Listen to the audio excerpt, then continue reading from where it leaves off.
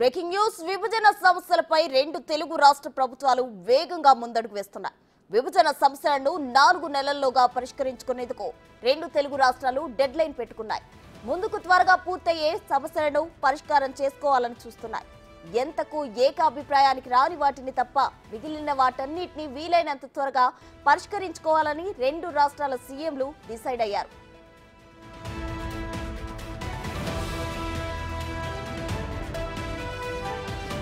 సమస్యలపై ఇరు రాష్ట్రాల సీఎస్లతో కూడిన ఉన్నతాధికారుల కమిటీ 2 వారాల్లోపే సమావేశం కానుంది. అందులోనే సగం అంశాలపై క్లారిటీ వచ్చే అవకాశం ఉంది. ప్రధానంగా 9, 10వ షెడ్యూళ్లలో ఉన్న వివిధ కార్పొరేషన్లకు సంబంధించిన ఇష్యూస్ ను క్లియర్ చేయనున్నారు. ఆ తర్వాత మరికొన్నింటిపై రెండు రాష్ట్రాల అభిప్రాయాలపై రిపోర్ట్ తయారు చేసి ఇరు రాష్ట్రాలకు చెందిన మంత్రుల కమిటీకి నివేదిస్తారు.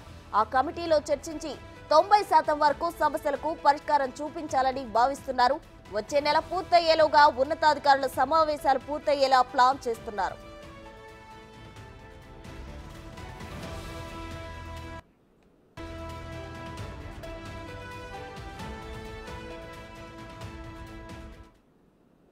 విభజన సమస్యలకు సంబంధించి రెండు తెలుగు రాష్ట్రాల సీఎంలు భేటీ కావడం జరిగింది. దీనికి సంబంధించి వారు చర్చించారు. అలాగే కమిటీలు కూడా వేయడం జరిగింది. దీనికి సంబంధించిన డీటెయిల్స్ అందించడానికి మా ప్రతినిధి మా డిప్యూటీ బ్యూరో చీఫ్ సాదిక్ సిద్ధంగా ఉన్నారు. సాదిక్, చెప్పండి. అయితే విభజన సమస్యలు 4 నెలల్లోగా పరిష్కరించుకోవాలని వారు డిసైడ్ అయ్యారు. అయితే ఏకాభిప్రాయానికి రానివి కూడా ఉన్నాయి అంటున్నారు. ఏంటవి? అవి ఎప్పటిలోగా క్లియర్ అయ్యే ఛాన్స్ ఉంది?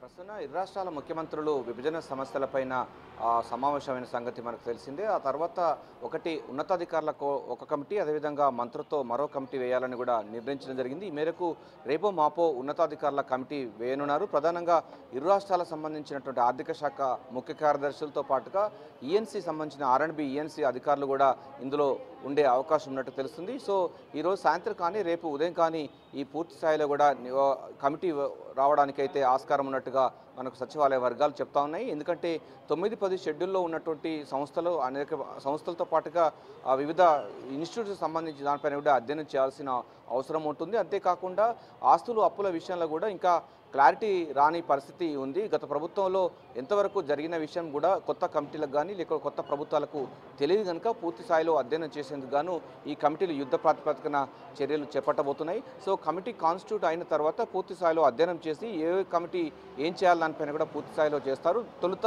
అయితే విభజనకు తొందరగా ఆస్కారం ఉన్నటువంటి సంస్థలకు పైన కూడా దృష్టి సారించే అవకాశం ఉన్నట్టుగా అయితే మనకు తెలుస్తూ ఉంది. ప్రధానంగా ఇన్స్టిట్యూట్ సంబంధించినటువంటి విద్యా సంస్థలు అనేటువంటి అంబేద్కర్ యూనివర్సిటీ కానీ, లేబర్ డిపార్ట్మెంట్ కానీ, తెలుగు యూనివర్సిటీ సంబంధించినటువంటి అంశాలు అన్నది చాలా కీలకమైన అంశాలు. అవి త్వరలోనే అవి పూర్తయ్యే అవకాశం ఉన్నట్టు తెలుస్తోంది. సో ఆ యొక్క ఉన్నత స్థాయి కమిటీ కాన్స్టిట్యూట్ చేసిన తర్వాత ఒక రోడ్ మ్యాప్ను తయారు చేస్తుంది.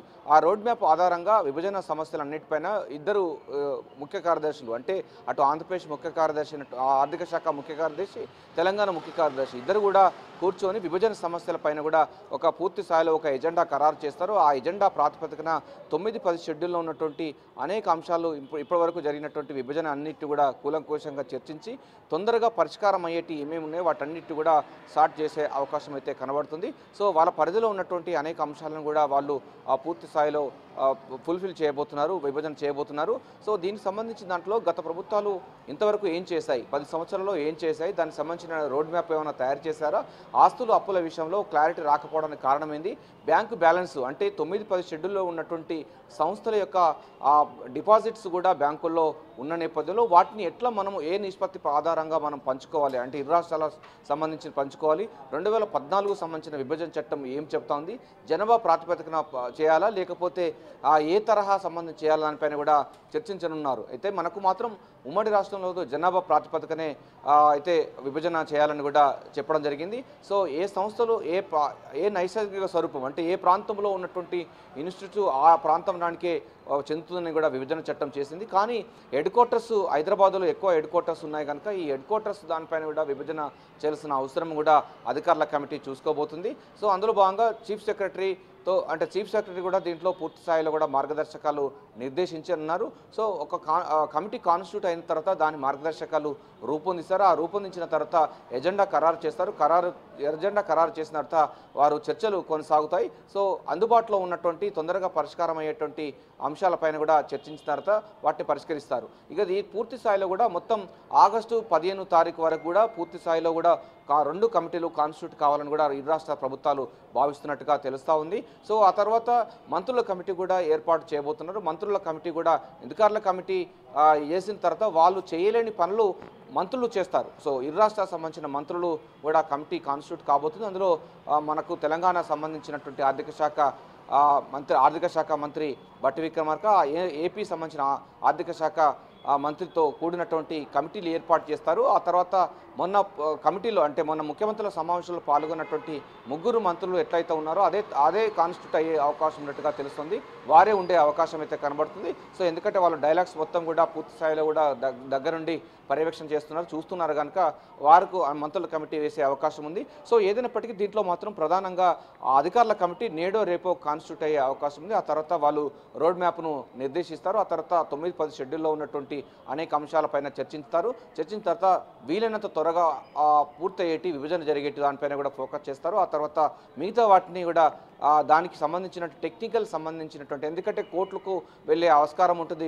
కోర్టు సంబంధించిన కొన్ని కేసులు కూడా ఉన్నాయి. కొన్ని సంస్థలకు సంబంధించిన కోర్టు కూడా పరిధిలో ఉంటాయి కనుక వాటిని వెళ్లకుండా సామరస్యపూర్వకంగా ఎక్కడ కూడా కోర్టు సంబంధించినటువంటి వ్యవహారాల్లో తలదూర్చకుండా కూడా ఉండే విధంగా ఈ కమిటీలు పనిచేసే అవకాశం అయితే కనబడుతుంది. సో మనకు తెలిసిన సమాచారం మేరకు నేడో రేపో ఉన్నతాధికారుల కమిటీ అయితే వేయబోతున్నట్టుగా తెలుస్తూ ఉంది. ప్రసూన.